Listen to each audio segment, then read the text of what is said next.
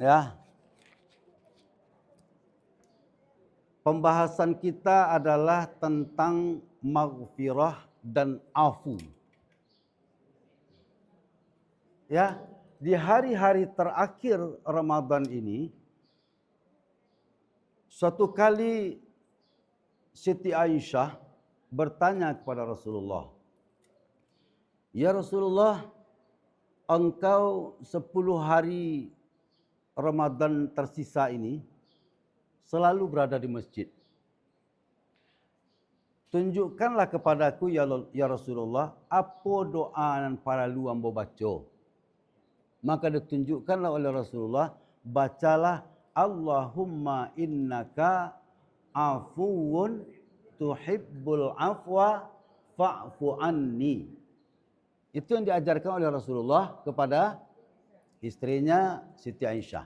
Ibu-ibu dan bapak sekalian, kalaulah suami mengajar itu ke bininya, kira-kira baat. Luar biasa tak tu? Penting tak tu? Istimewa tak tu? Pasti itu istimewa. Maka inilah doa istimewa yang diajarkan oleh Rasulullah kepada istrinya Siti Aisyah. Maka ini pula yang disunnahkan kepada kita agar menghafal dan membaca doa itu, terutama di 10 malam terakhir. Allahumma innaka afuwun tuhibbul afwa fa'fu anni. Kalau ada nafal, masih ada sampai hari lain, sampai malam lain, hafal dulu hariko. Ya, paraluan ada awak. Itu doa yang paralu untuk awak. Amba ulang, Allahumma innaka afuwun tuhibbul afwa fa'fu anni. Ibu-ibu dan bapak sekalian, apa artinya? Artinya adalah, ya Allah, ya Tuhanku, sesungguhnya Engkau Maha Pengampun. Jadi afun itu artinya pengampun. Sesungguhnya Engkau Maha Pengampun, Maha Pemaaf. Tuhibbul afwa, Engkau juga sangat mencintai keampunan. Fa'fu anni, maka ampunilah aku. Itu artinya. Lalu awak sering berdoa dengan membaca Allahumma ghfirli. Ya. Allahumma ghfirli wa liwalidayya warhamhuma kama rabbayani shaghira. Allahumma ghfir lana dzunubana wa liwalidayna warhamhuma kama rabbayana shighara. Pertanyaannya, Allahumma ghfirli atau Allahumma ghfir lana itu artinya sama dengan afu. Sama-sama keampunan. Maka awak disuruh banyak-banyaklah istighfar. Artinya apa? Banyak-banyaklah meminta ampun. Jadi istighfar itu adalah perintah untuk melaksanakan doa meminta ampun kepada Allah. Apa doanya? Allahumma ghfir lana dzunubana. Allahumma ghfirli dzunubi.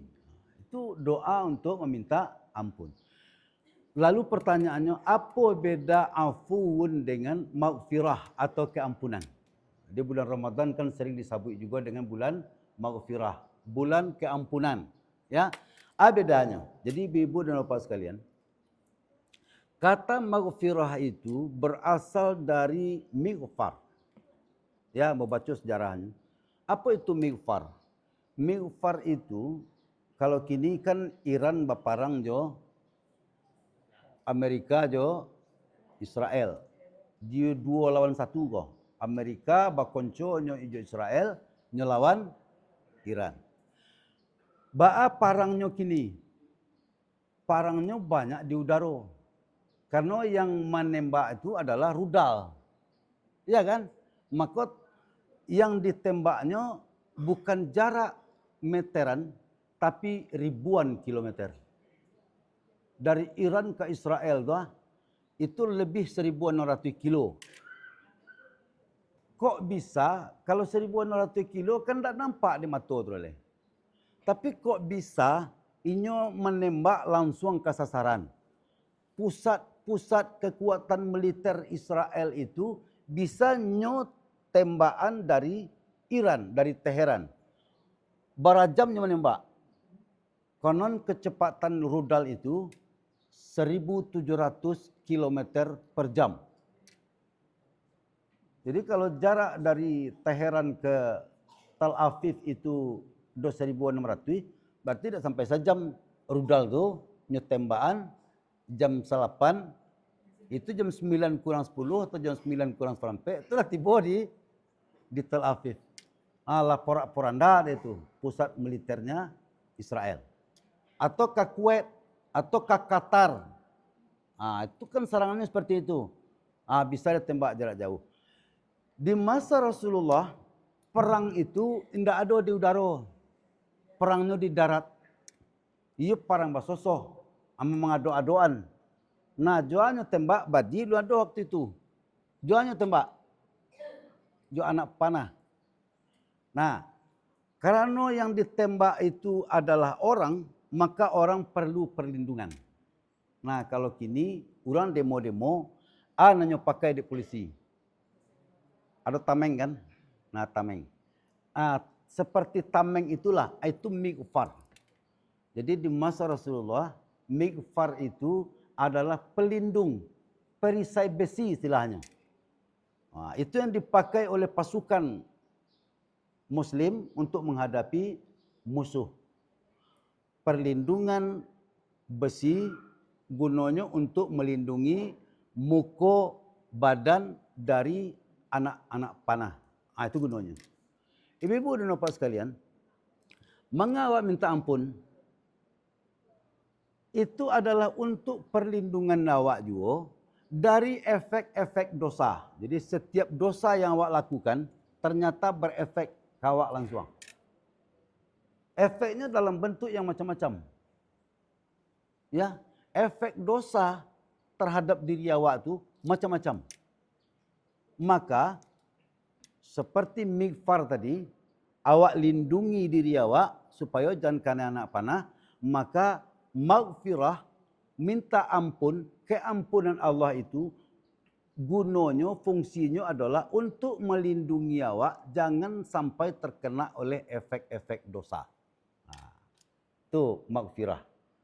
Ya, jadi awak disuruh untuk membaca Allahumma ighfir li dzunubi, Allahumma ighfir lana dzunubana. Itu gunanya untuk melindungi awak nak jangan sampai efek-efek dosa ko tiba ke awak. Lalu dosa telah diampuni. Ya, kalau dosa telah diampuni oleh Allah, maka efek dosa tadi itu tidak jadi tibanya ke awak. Itulah yang membuka pintu surga. Makanya kalau ada doa belum dikabulkan oleh Allah, jangan Allah yang disalahkan. Coba koreksi diri awak. Masih ada tidak dosa? Karena dosa itu dia menghalangi kita untuk bisa masuk surga. Menghalangi doa awak untuk tidak dikabulkan. Menghalangi kebaikan yang akan tiba ke awak. Menghalangi perlindungan terhadap awak. Jadi itu fungsi dari keampunan. Ya, faham Bapak Ibu ya? Itu. Lalu apa yang dimaksud dengan afu? Allahumma innaka afuwun. Afu itu apa maknanya?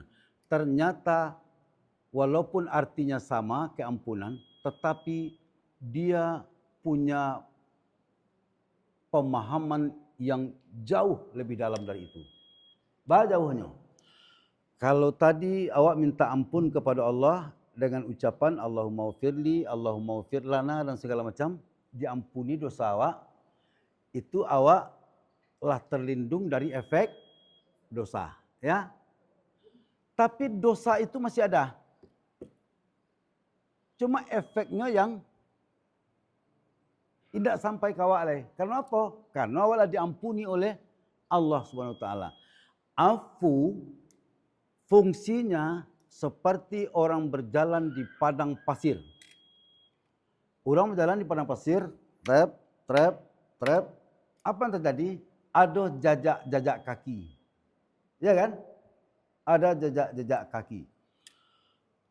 Nah, afun itu fungsinya adalah menjadi seperti angin kencang.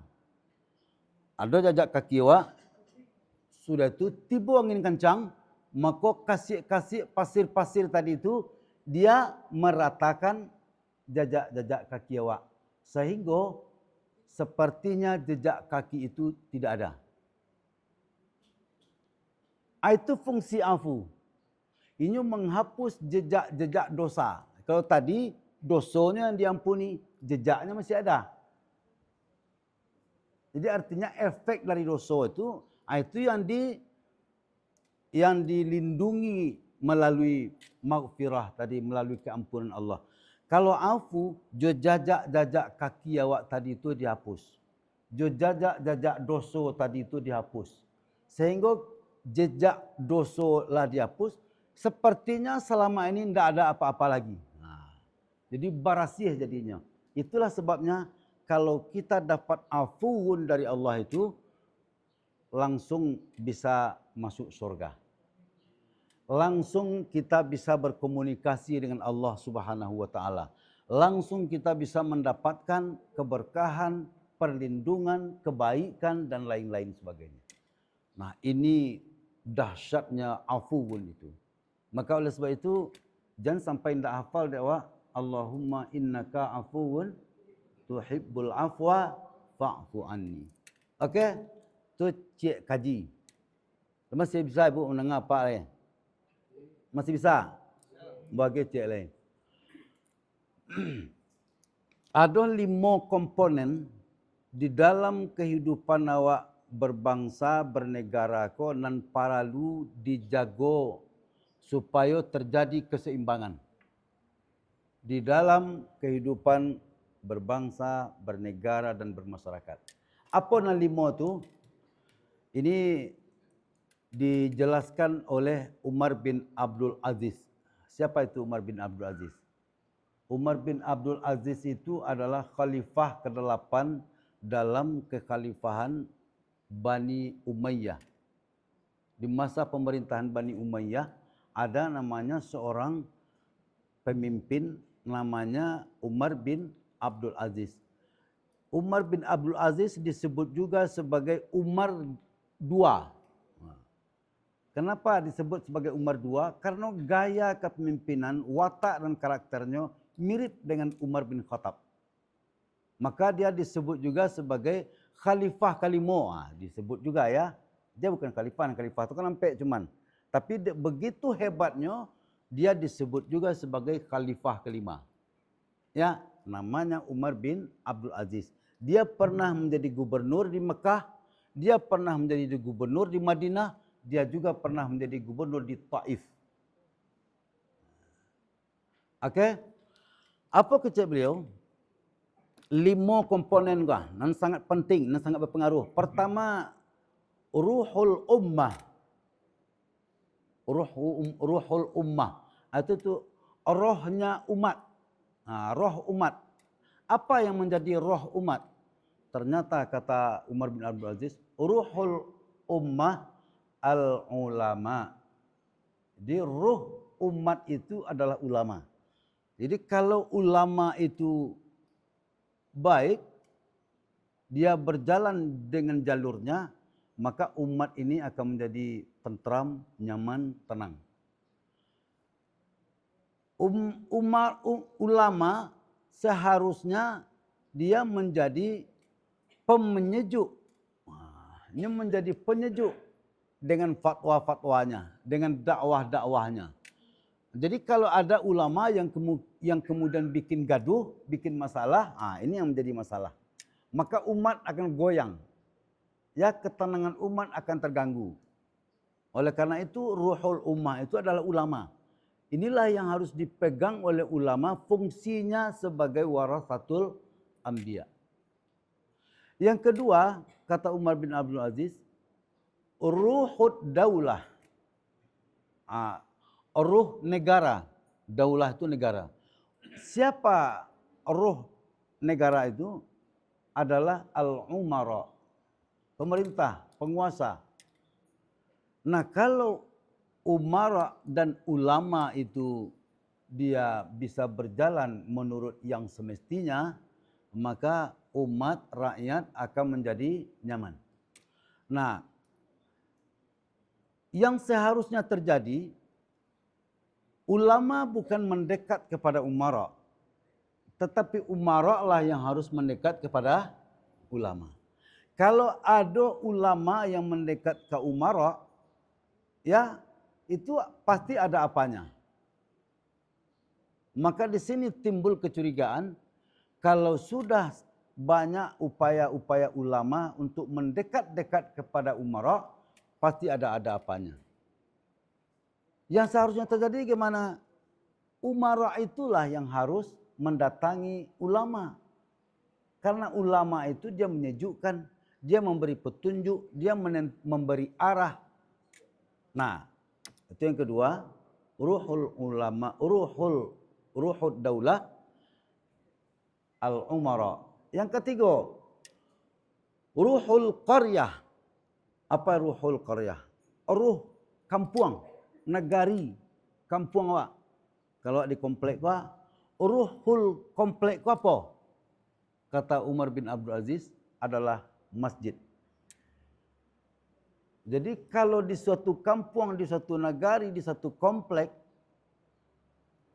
untuk melihat umatnya, untuk mencari masyarakatnya cari ke masjid. Karena rohnya ada di masjid.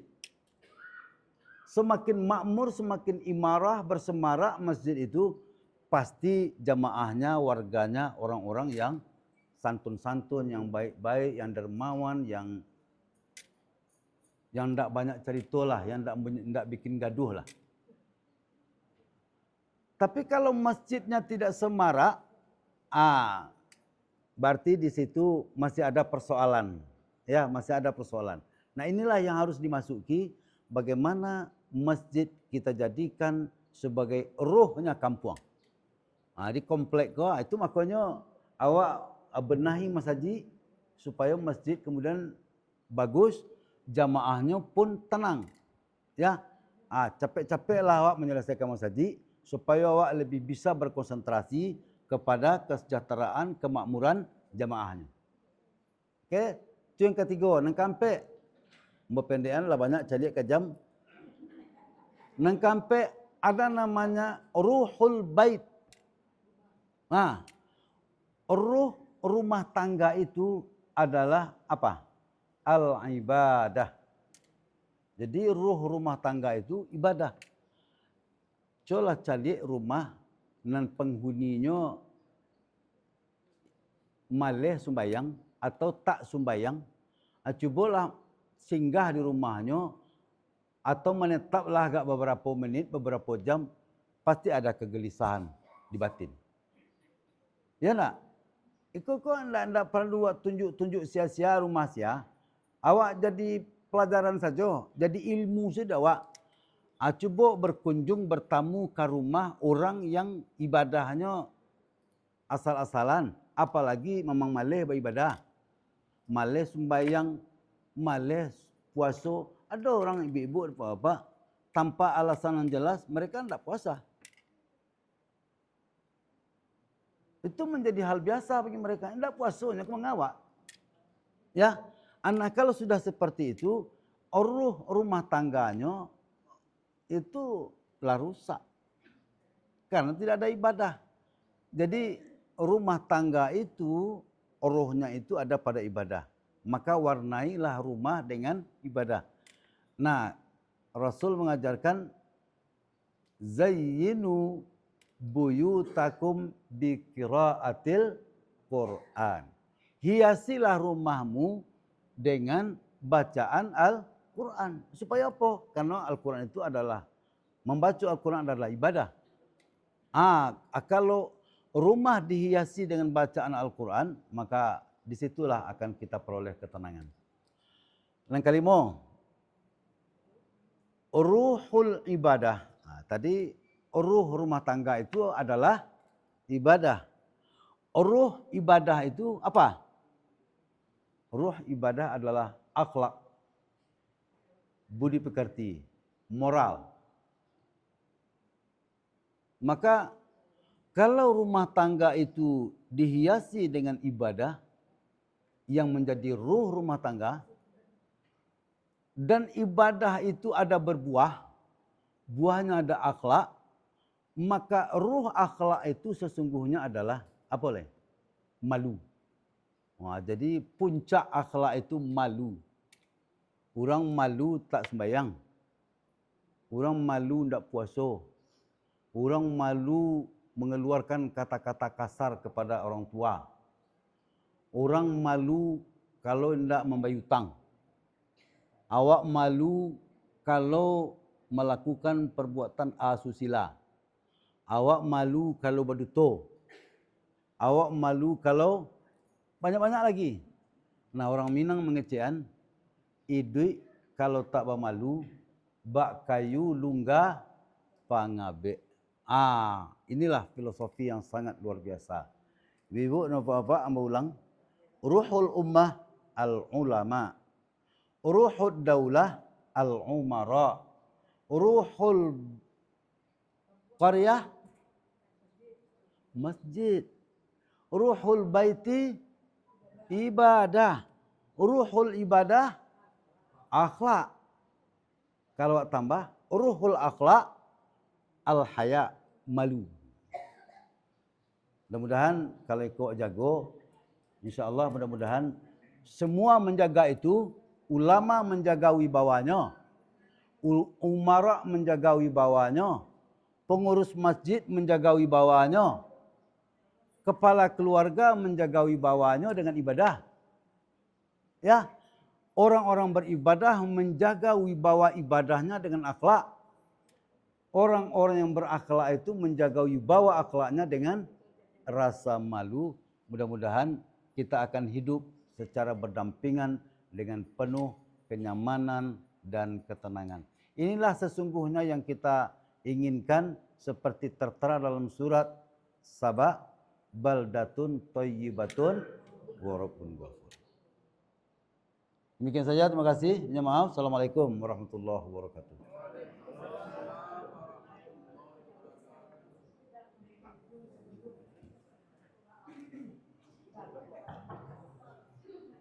Alhamdulillah, terima kasih kita ucapkan kepada Ustaz yang telah memberikan kajian kepada kita semua. Semoga apa yang disampaikan